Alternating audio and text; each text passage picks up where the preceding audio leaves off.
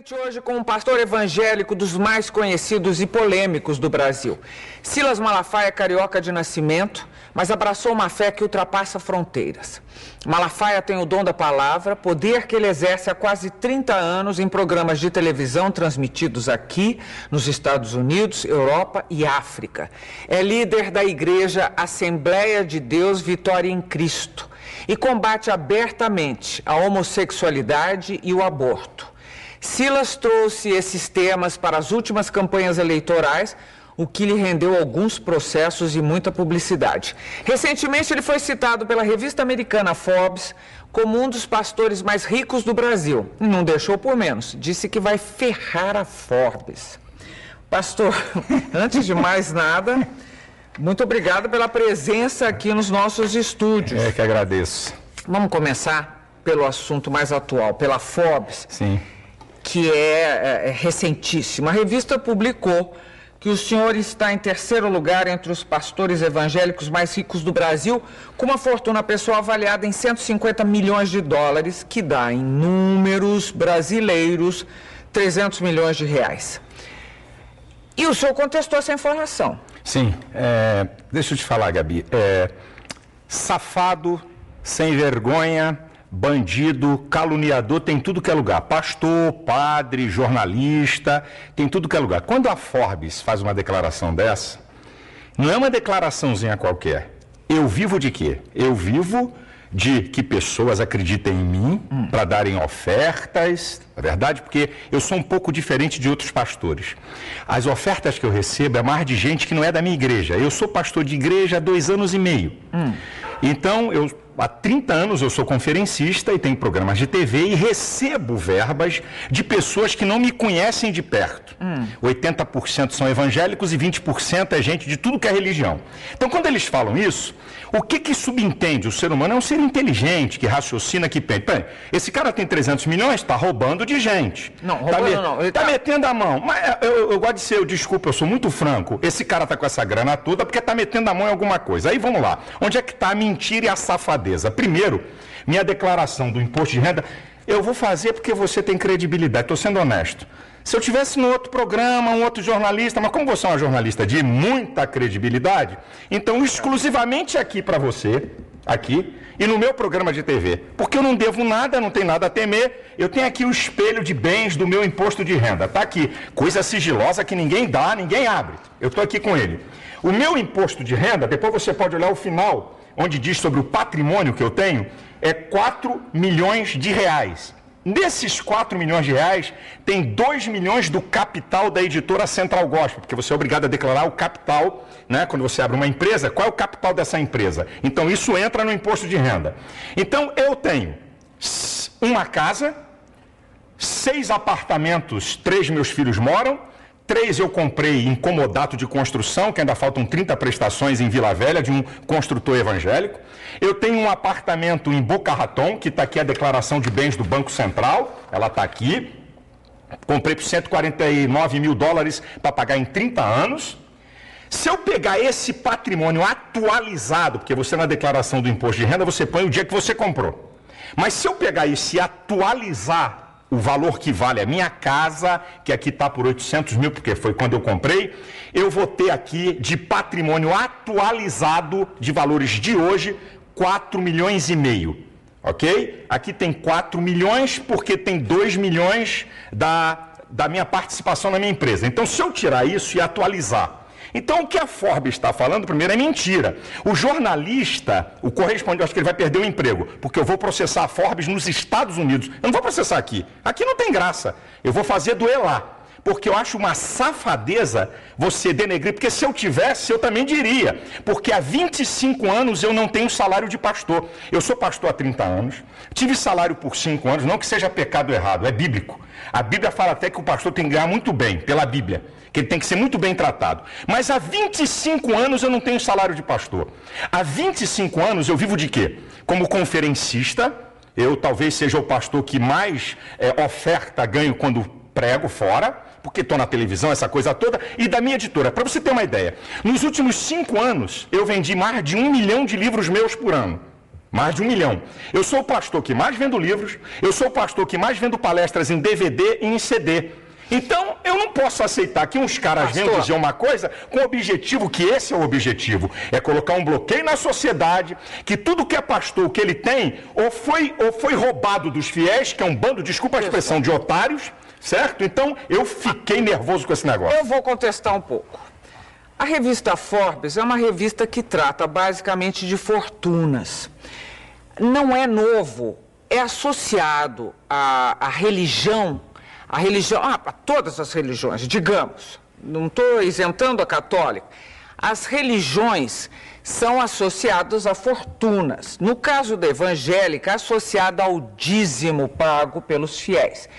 E aí levanta-se a questão tem sempre esse mistério do dinheiro em torno da religião evangélica, que vem do dízimo, etc. e tal, que sustenta as igrejas. Também vem com dízimo. Também, estou dizendo. Dízimo também. Não é obrigatório, mas tem. Verdade. Não é obrigatório. Sim. Agora, no caso, esse interesse por essas fortunas que aparecem nas pessoas associadas à religião, por que não seriam do interesse da Forbes? Ela trata de outras fortunas, ela trata de fortuna de muita gente.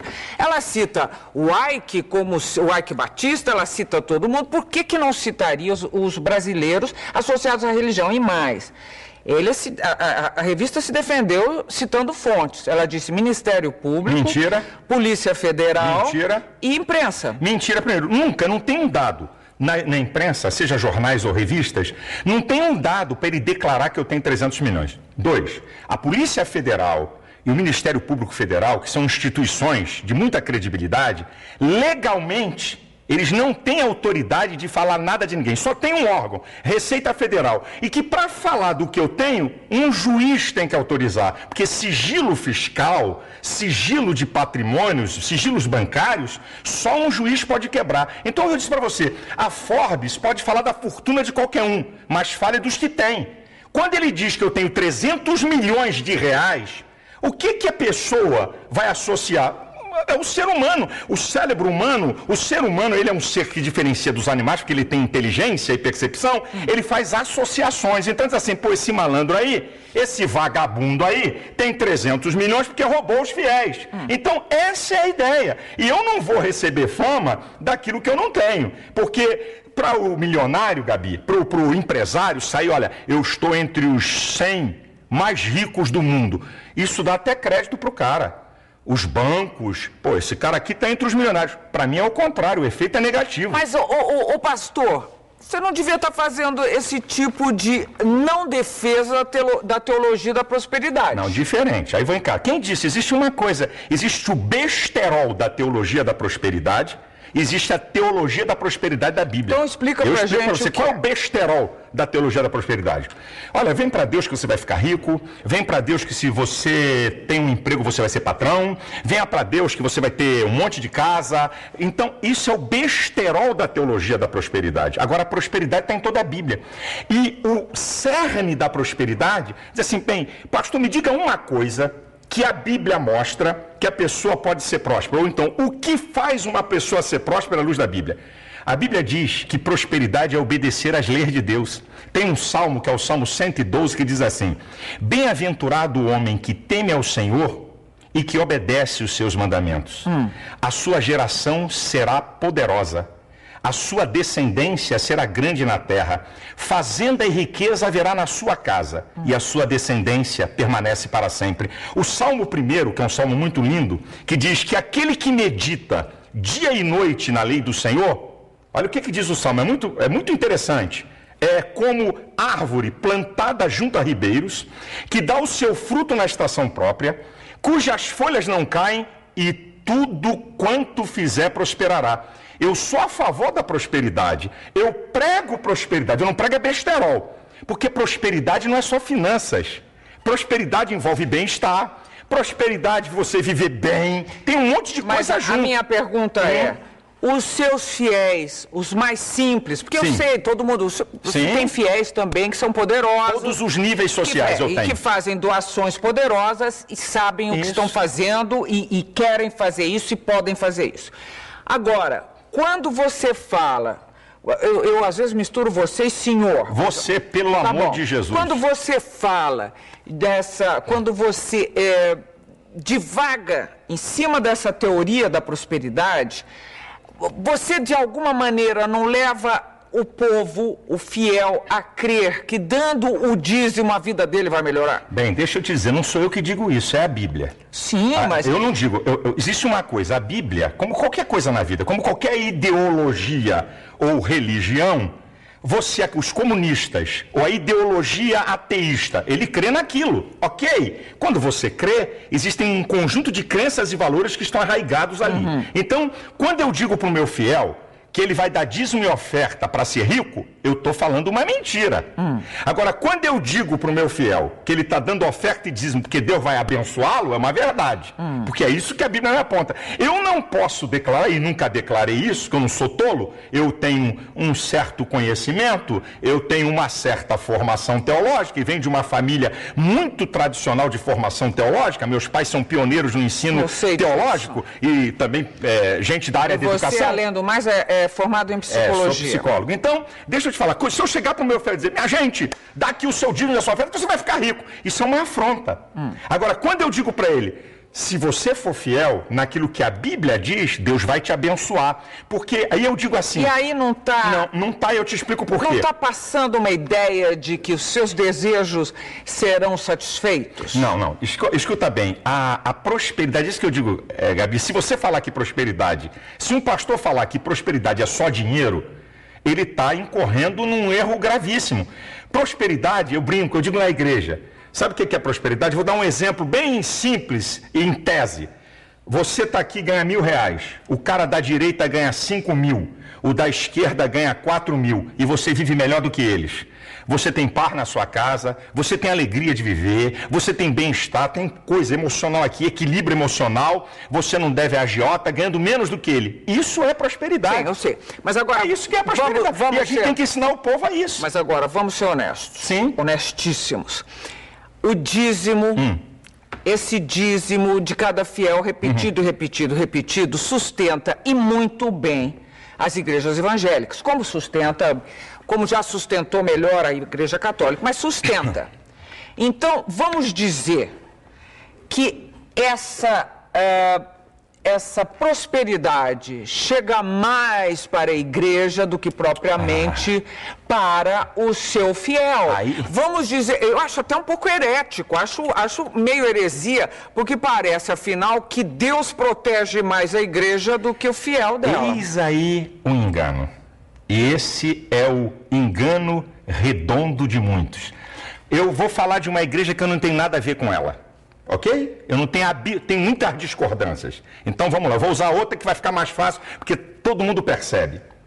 Você acha que o cara que é membro da Universal está dando oferta e dízimo apenas porque um cara muito inteligente, malandro, espetacular, fantástico, fenomenal, consegue persuadi-lo para que durante 10, 15, 20, 30 anos o cara dá dízimo, dá ofertas especiais e não tem nada de benefício? Deus trabalha com uma lei de recompensa.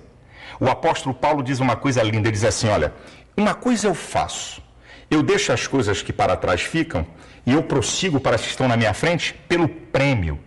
Você sabe que Deus, ele fala de uma lei de recompensa o tempo todo, porque Deus conhece o ser humano. Mas então, qual é a recompensa? Qual é a recompensa? Eu mostro para você, e você pode ir em qualquer igreja. Esse é o engano de muita gente. Você pode ir em qualquer igreja.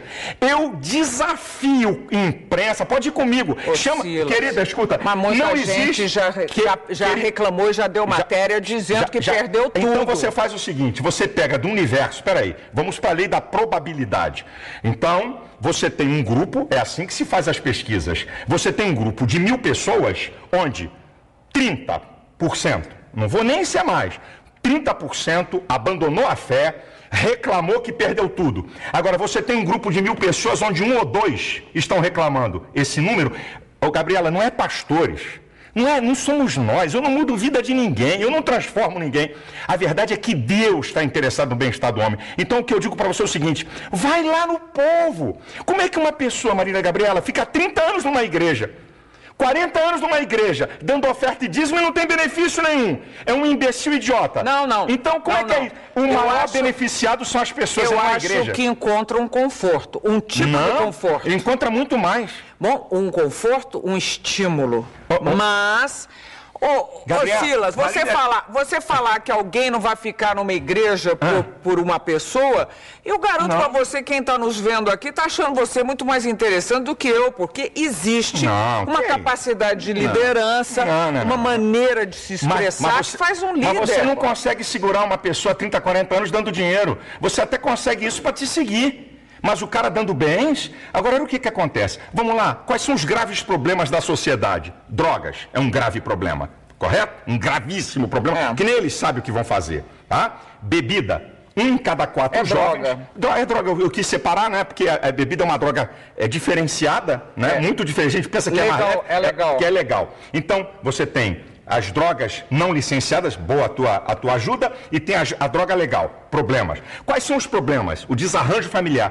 Minha filha, a igreja trabalha para recuperar essas pessoas sem o Estado dar R$1 no de graça para o Estado. Então o cara, Gabi, nós temos essa experiência, o cara tem um único filho. Ele diz, eu daria tudo o que eu tenho para tirar esse cara da cocaína. Eu daria tudo o que eu tenho para tirar esse cara do crack. Eu daria tudo para tirar meu marido da bebida. Aí vai para a igreja. O filho volta, é restaurado. Quanto vale isso? É ele. Aí você vai perguntar ele assim, eu fui beneficiado? Ele diz assim, se eu der o dinheiro todo que eu ganho, não paga, não é o que o pastor fez. Eu não gosto desse negócio de pastor. Pastor é apenas um condutor, mas o que Deus faz na vida das pessoas. Eu não faço nada, Gabi. Eu creio num Deus que faz. Ô Silas, mas agora, vou terminar esse bloco. Mas você anda de avião? Sim. Você é uma igreja que tem avião próprio, você citou um apartamento nos Estados Unidos, e em uma outra matéria que eu li sua, você dizia que alguns apartamentos apagaram há 30 anos. Não, um apartamento e esse que eu te informei, está na minha declaração de imposto de renda. Alguns outros, mas não importa. E outros aqui no Brasil. Mas não importa. Não estou dizendo que você não mereça. Você fez uma coisa convincente. Mas o que eu estou querendo dizer é se não é herético imaginar que você foi mais favorecido do que quem está esperando também. É porque você não conhece as ovelhas e os membros das igrejas, o que aconteceu na vida deles. Você não tem ideia disso.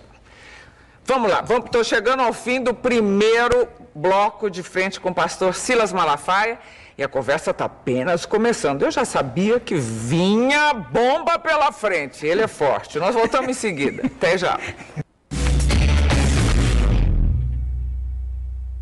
De volta e de frente com o pastor Silas Malafaia. Agora vem bomba. Vamos lá. O pastor, o Silas.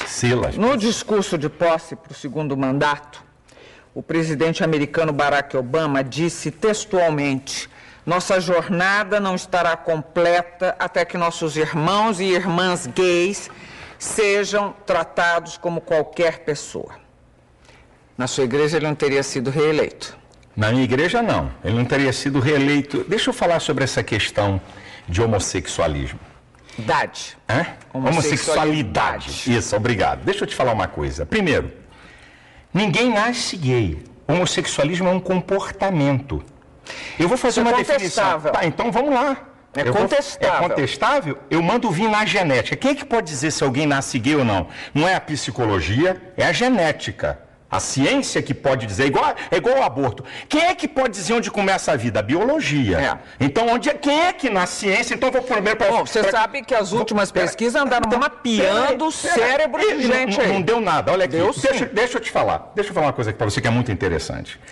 Ninguém nasce gay. Não existe ordem cromossômica homossexual. Não existe gene homossexual. Existe ordem cromossômica de macho e de fêmea. Então, vou fazer uma definição de homossexualismo. Um homem e uma mulher. Homossexualidade. Não, homossexualismo, a prática. Eu posso falar, homossexualismo ou homossexualidade, não tem... Não, é que o homossexualismo caracteriza doença. Não, mas não vejo como doença. Eu não vejo como comportamento, nada de doença. Então, a homossexualidade, um homem ou uma mulher, por determinação genética, e homossexual por preferência aprendida ou imposta. Agora, vamos para a pesquisa. 46% dos homossexuais foram violados, violentados quando crianças ou adolescentes. Como é que alguém nasce? 46%. 54% escolheram ser. Então, primeiro, homossexualismo é comportamento. Então, vamos para a genética.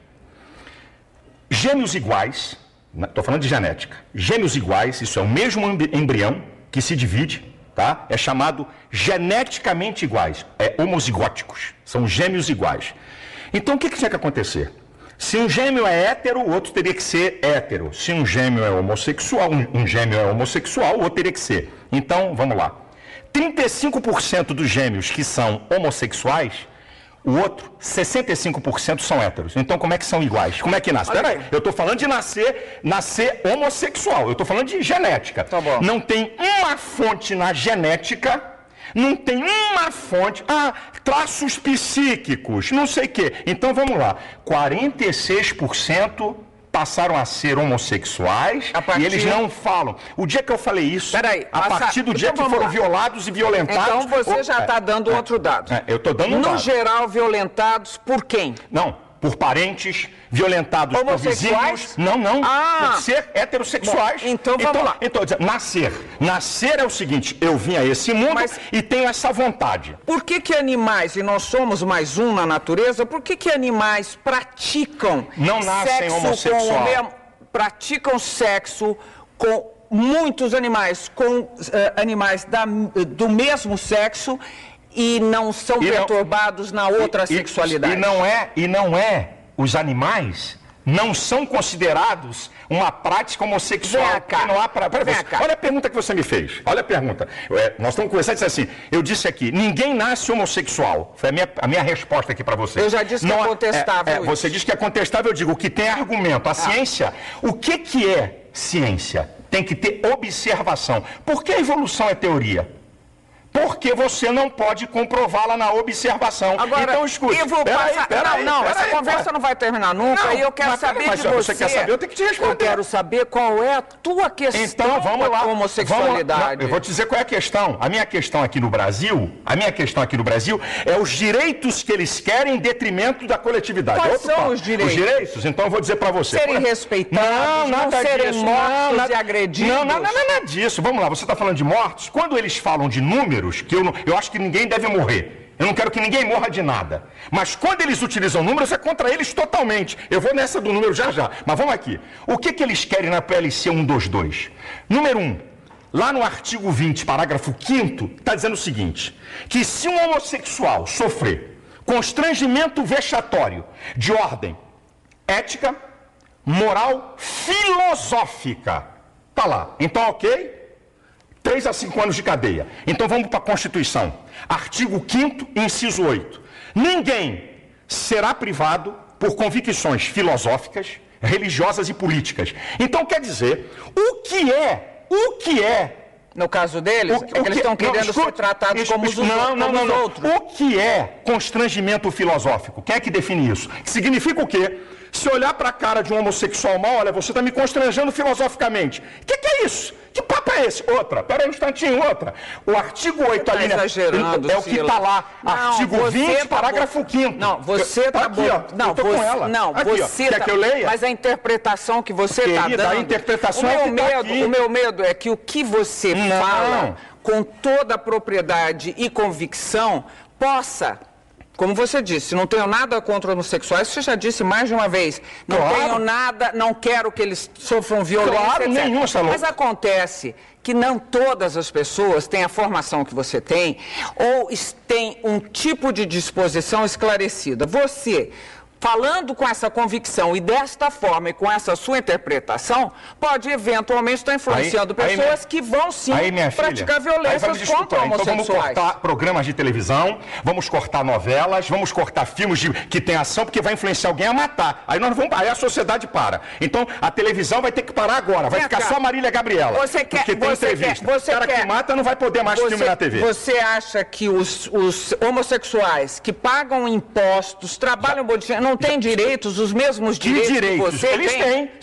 Se eu tomar um tapa na cara, é igual o homossexual tomar um tapa na cara. Se alguém me xingar, a lei tá igualzinha para eles. Se alguém xingar eles, é igual, não tem sido dessa maneira. Não, se não tem sido... Não tem sido. Se tivesse sido até agora, eles não estariam atrás de uma lei que os protegesse, Silas. Eu fui ofendido com a suástica na reunião da comissão de cidadania, botaram o meu nome com a suástica, que é crime no Brasil. Eles querem uma lei para atacar, xingar, atingir quem eles querem, estarem protegidos acima de todos. Uma vírgula para eles. Então, eles não estão atrás apenas... Você quer ver uma outra? A linha B do artigo 8 da PLC 122. Ninguém pode impedir a afetividade de um homossexual, transgênicos, bissexuais. Este direito será dado aos demais cidadãos, quer dizer, a preferência passou a ser deles. Então agora eu vou para o campo da realidade. O lugar do culto é protegido pela Constituição, tá certo? Lugar do culto, lá dentro do culto. Ninguém entra, ninguém faz bagunça que vai dançar. O pátio da igreja não. Então o que significa que essa lei estiver aprovada? Se no pátio da minha igreja tiver um casal de homossexual se beijando e eu botar para fora, 3 a 5 anos de cadeia. O que eu vou dar esse mole para eles aonde? Nunca. Vem cá. Os seus fiéis, imagino, entre eles deve haver homossexuais. Que foram ou que estão buscando sair. Mas existem. Que estão buscando sair. Entre os pastores também. Se houver... Pela lei da probabilidade. Olha, se tiver pastor homossexual, Deus fala na Bíblia, adultério, homossexualismo, prostituição, o cara é passível de ser excluído daquela congregação. Então, se um pastor tiver um caso com uma mulher, ele perde o cargo de pastor. Se um pastor tiver um caso de homossexualismo, ele perde o caso de pastor. Se um pastor for solteiro e tiver uma relação sexual com qualquer uma, vai perder o cargo. Então, a Bíblia trata de uma algum do fiel seu homossexual chegou a conversar com você sobre esse assunto ou não existe sequer conversa a respeito? É claro, pede socorro. Olha, a igreja está lotada de gente. Você, como psicólogo, chegou à conclusão de que um homossexual deve e pode ser realmente... Olha, eu vou pedir, desculpa a minha ousadia de falar com você. Um dia, Gabi, traga aqui Joide. É um pastor que foi travesti na Europa, está casado há 12 anos, que eu falando é uma coisa. Você tem que ver, ele tem foto, ele como travesti, bonitão, peitão, colchão, babababá, ele tem as fotos. Ouça alguém que foi reorientado. Você aceita que ele podia ser um bissexual? Não, conversa com ele para você. Não, ver. eu estou perguntando se você aceita que ele podia ser um bissexual. Pode ser um bissexual. Agora, mais grave vai botar do que 380 isso. de peito, vai botar bumbum e coxa e ser bissexual. Mas olha aqui, não virou, depois não casou e tudo? Casou. Agora, eu vou fazer uma pergunta para você. Você não acha outra vez, eu acho um pouco herético, que criaturas de Deus, digamos, sejam julgadas em nome de Deus? Que autoridade, que autorização deu ele para qualquer ser humano ficar julgando o outro nesse nível? A autoridade não é para julgar a pessoa. A autoridade da Bíblia é para condenar pecado. E eu vou dizer uma coisa para você. Você sabia que Jesus falou mais sobre o inferno do que sobre o céu nos evangelhos? Jesus falou mais. E por que Jesus falou mais sobre o inferno do que sobre o céu? Para mostrar o perigo que é ele e para quem vai para lá. Então, a Bíblia define o que é pecado. Então, eu não estou aqui para acusar A, B ou C, mas eu estou aqui para condenar o pecado. Então, na minha visão, ok? Da minha crença e valores, da minha visão espiritual, do que eu creio na Bíblia, a homossexualidade, o adultério, a prostituição são pecados claríssimos à luz da Bíblia. Então, um casamento que não der certo para você também tem que continuar lá para sempre. Não. A pessoa não pode se separar e fazer outra família com outra pessoa. A Bíblia dá. Mas essa interpretação é muito fortuita. Não. Quando você diz assim, eu estou aqui para defender a família. Tem vários divorciados. Mas quando você diz, eu estou aqui para defender a família, eu quero saber que família é essa, que conceito de família é esse, que desde a época de Cristo não foi revisto. Que conceito de família? Toda a história da civilização humana, toda a história, o que eu estou te falando é antropológico, sociológico e teológico. Toda a história da civilização humana está sustentada. Um homem, uma mulher e sua prole. Você está passando pela Grécia Antiga também. Eu estou falando da história, é isso. Que tinha homossexuais, a história da humanidade é isso. É isso aqui. Na faculdade, eu acho uma... Mas você sabe que tinha homossexuais sempre. Em todos os tempos, que desde que o homem, na época de Noé, quando Deus mandou o dilúvio, a depravação moral era de altíssimo grau. Deixa eu dizer uma coisa, Gabi. O que muda é a tecnologia. O homem é a mesma coisa, com suas loucuras, com seus desejos, é a mesma coisa. O que muda é a tecnologia. O ser humano é a mesma coisa. Então presta atenção, a Bíblia, eu estou falando de Bíblia do que eu creio. Eu estou falando daquilo que eu creio e do que a Bíblia fala. A Bíblia é um livro para quem quer crer ou quem não quer crer, que é um direito de cada um. À medida que eu sigo aquele livro, certo? Que eu creio que é a palavra de Deus, porque é a única fonte de conhecimento filosófico, teológico, científico e vulgar. Não tem outro livro no mundo que tenha essas 4 fontes de conhecimento. Só a Bíblia, certo? Nenhuma verdade científica da Bíblia até hoje foi derrubada. Nenhuma delas. Então, quando uma pessoa, certo? Na igreja, uma pessoa... Estou falando da família. Vou voltar para a família. Então, a família nuclear, na faculdade, é isso, está aqui me lembrando o que eu estava falando. Na faculdade eu ouvi, durante 5 anos, eu ouvi isso que eu vou te falar. A criança, quando nasce, o primeiro objeto de amor dela é a mãe. Ela faz ruptura dela com a mãe a partir da figura paterna. A partir da figura paterna, a criança faz diferenciação entre ela, a mãe e o mundo. Eu cansei de ouvir isso. Sabe de Freud, que tanto falam? Freud estudou o caso de uma paciente homossexual e descobriu que ela é homossexual pela relação dela com o pai. Manda rasgar o compêndio de Freud. Manda eles rasgarem. Está lá, estudo de Freud. Ele reorientou a mulher e ela passou a ser heterossexual. Então vai dizer que não pode ser reorientado?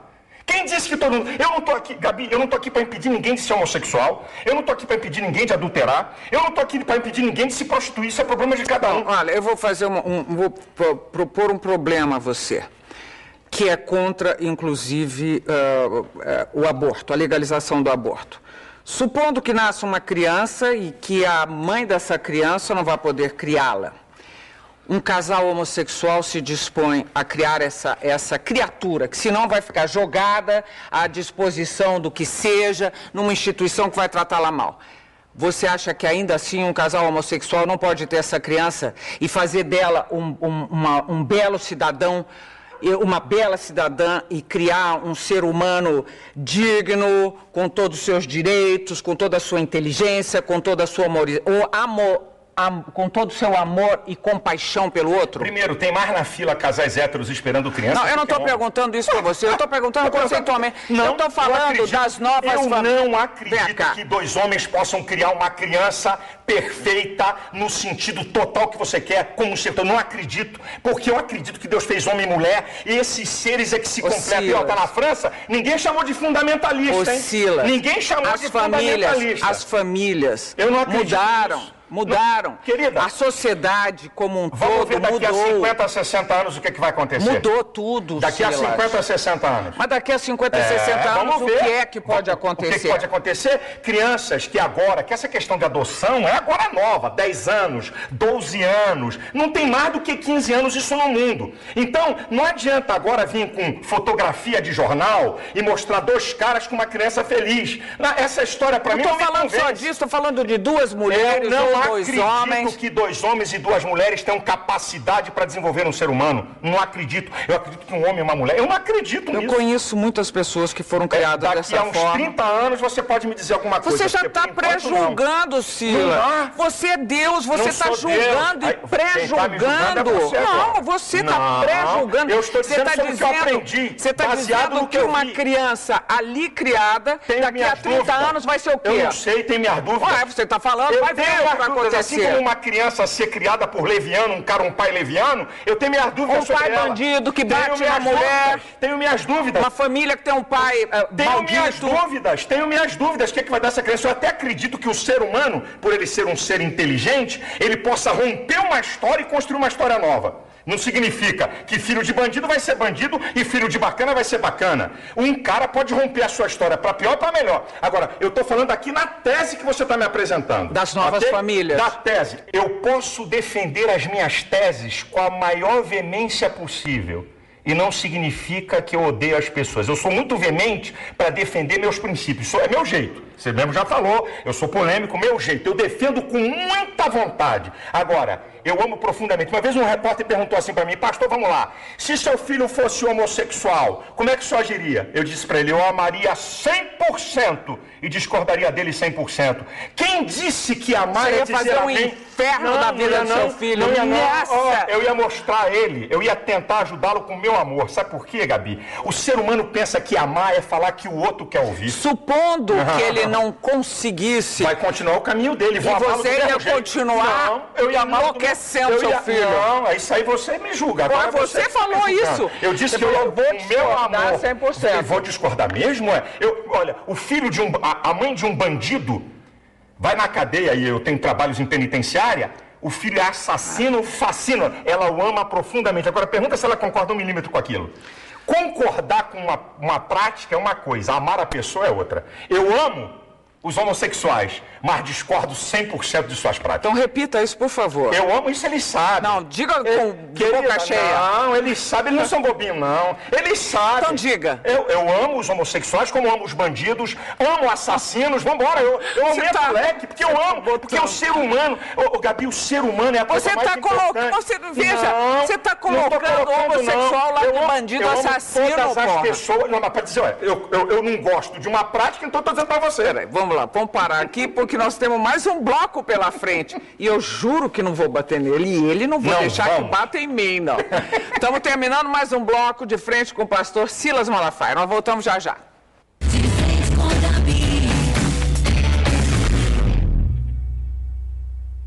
De volta de frente com o pastor Silas Malafaia.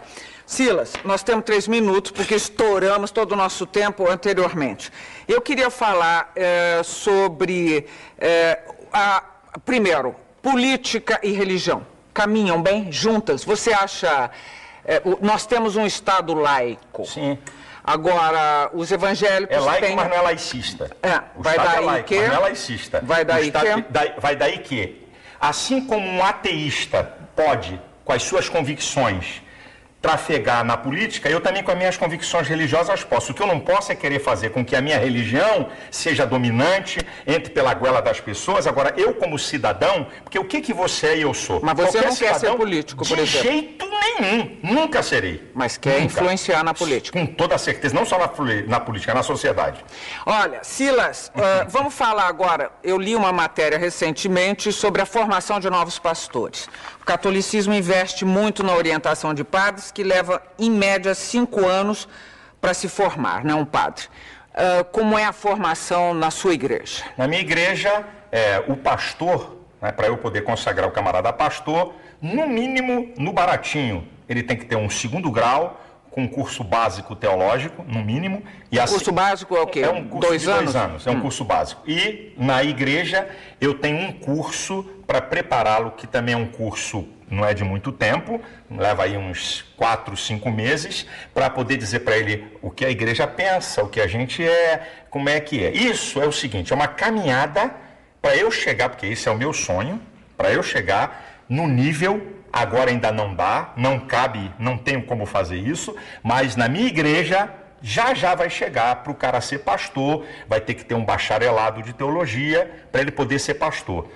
Biblicamente falando, o pastor ele tem que ser um vocacionado por Deus e ele tem que buscar se preparar para o exercício daquela vocação que ele deu. A minha igreja é uma igreja muito fincada na palavra, isso é, lá não tem blá blá blá de conversinha fiada, o cara tem que abrir a Bíblia e ensinar a Bíblia, então requer nele preparo, conhecimento e pesquisa. Agora, Silas, eu quero eu juro, nenhuma capciosidade na pergunta. Quero que você me responda honestamente, e estamos pensando amplo, estamos pensando de sobrevivência e tempos. Eu sei que é uma profissão hoje bem assalariada, esses meninos, você já disse que um pastor ganha de... 4 a 22 mil na minha igreja. E aí, as igrejas têm se desmembrado e têm surgido novas igrejas. É um bom negócio? Não, como negócio não é bom. Vou te explicar por quê. Não é negócio. Porque as igrejas, Gabi, é o seguinte, tem gente enganada aí pra caramba. Quando alguém me vê, ou quando alguém vê aí R.R. Soares, Valdemiro, Macedo... É igualzinho, tá vendo, o Cristiano Ronaldo no futebol. Existe uma meia dúzia de pastores de alto nível, de salário e tudo.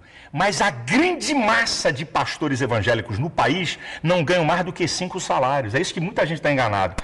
Existe, como em todo, por exemplo... Mas as igrejas são ricas. Por exemplo, elas têm sede em todo o país. Nem todas a sua tem a minha igreja tem 120 igrejas, 70 são alugadas, 50 são próprias, 70 são propriedades alugadas. Eu sou um camarada visionário que quero fazer com que meu pastor desempenhe a sua função com dignidade. Eu não quero que ele fique preocupado com escola de filho, com comida em casa, para ele poder dar atenção àquela ovelha. Então, eu quero dar dignidade ao cara. Mas, Gabi, o que tem de pastor nesse país que ganha 1.000 conto, que ganha R$1.500, vocês não têm ideia. É porque a mídia, quando olha, é igual, com todo respeito, sem querer saber nada, é igual a você. Você é top como jornalista, mas tem um monte de jornalista aí que não vou falar, que só Deus sabe quanto eles ganham. Mas eu estou dizendo, a perspectiva dos que começam a chegar a ser Silas Malafaia. Não é. Ele ganha 1.500, mas ele está lá. É uma perspectiva. Mas não é, porque para ele poder... Eu ainda não... Eu abdiquei do salário da minha igreja. Eu, pessoalmente, certo? A minha igreja é uma igreja que paga muito bem a pastor presidente. Então, ele sabe que para chegar num nível grande, ele vai ter que presidir uma organização. E aí é que está enganado. Se fosse fácil, todo mundo fazia. E não vai ser brincadeira ele presidir uma organização. Você alguma vez na vida passou pela Igreja Católica? Teve alguma passagem pela Igreja Católica? Não. O Papa representa alguma coisa para você? Não. É um líder de uma religião, apenas isso. Com respeito seu? Eu respeito porque é um líder de uma religião, eu tenho que respeitar. Agora, não reconhecemos ele como sucessor de Cristo, não reconhecemos esse reconhecimento, nós não damos a ele. Existe um sucessor de Cristo? O sucessor de Cristo são seus discípulos, que ele mandou a gente aqui na terra imitá-lo e pregar o que ele deixou. Não tem uma pessoa, ele não deixou esse cara aqui vai comandar. Não teve essa. E outra, se Pedro foi sucessor de Cristo, esqueceram de avisar eles que Pedro era casado, Jesus curou a sogra de Pedro. Devia de liberar eles para casarem. Mas vamos embora, é outra história. Outra história também que devia ter homossexual à beça naquela época. Podia ter, eu não tenho dúvida nenhuma disso. Então, terminando mais um bloco de frente com o pastor Silas Malafaia, nós voltamos daqui a pouquinho. Até já.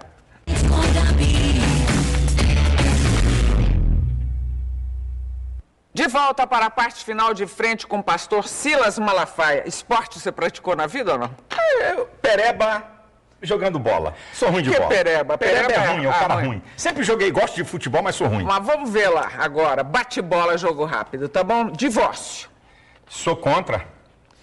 Casamento. Sou a favor. E morar junto. Sou contra. Por quê? A não ser que seja casado, sou contra. Tudo que sai fora da legalidade do casamento, sou contra. Mas você está me perguntando, eu estou respondendo, sou contra. Judaísmo. É o antecessor do cristianismo. O judaísmo foi fundamental para chegar até o cristianismo. Por isso que nós ainda temos o Antigo Testamento na Bíblia. Islamismo. Eu acredito de um radicalismo muito horroroso para o que a gente chama de religião. Você não está falando de radicalismo não, né? Não, tô na falando minha frente agora. Vou deixar radicalismo que manda matar, que não aceita os outros. É isso que eu estou falando, para matar. Não aceitar. Quem disse que a sociedade a gente aceita todo mundo? Ué, quer dizer que ser bacana é aceitar todo mundo? É isso que é o bacana? É ter um olhar condescendente. Não, é aceitar todo mundo. É entender. Você que é psicólogo, ninguém entender isso. Não vamos começar a brigar de novo. Não, a vida não é assim, não. Parada gay, então, diga pra mim. Parada gay é uma publicidade acerca de algo que eles estão mentindo o tempo todo e que a Folha de São Paulo fez a casa cair, sobre o número. Silas Malafaia por Silas Malafaia. Eu sou o seguinte, eu acho que de vez em quando eu sou chato, de vez em quando eu sou muito duro para questionar as coisas, assim, no embate eu podia muitas vezes... Não é aqui com você, muitas vezes eu falo alto demais, quando eu estou num embate eu podia falar mais baixo. Minha esposa diz, Silas, diminui um pouco o volume, minha esposa diz assim. Mas acho que eu sou um idealista, eu tenho ideais e eu não abro mão da família, que a coisa mais é a base de sustentáculo da sociedade. Aí eu vou dizer uma palavra espiritual, do mundo espiritual. O maior interessado em destruir a família é o diabo, porque quando ele destrói a família, ele desarruma toda a sociedade. Crack, cocaína, bebida. Vai lá numa análise bem profunda se não tem uma participação dessa história da família. A família é uma coisa muito, muito importante. Olha aqui, obrigada pela entrevista. Deus te abençoe, viu? Meu desejo é que esse Deus que eu creio se revele cada vez mais a você e que as pessoas que estão nos assistindo, eu não conheço as pessoas, não sei o que está acontecendo com elas, mas se você me permitir, eu quero liberar uma palavra. Talvez precisando de cura, talvez gente sem paz, talvez gente perturbada com as coisas da vida, que Deus se manifesta a você, trazendo paz, alegria e equilíbrio. Que o meu, que eu não sei se é o mesmo seu, te perdoe. Ele me perdoa, porque eu sou pecador. Obrigada, Silas. A gente se vê aqui no próximo programa. Até lá.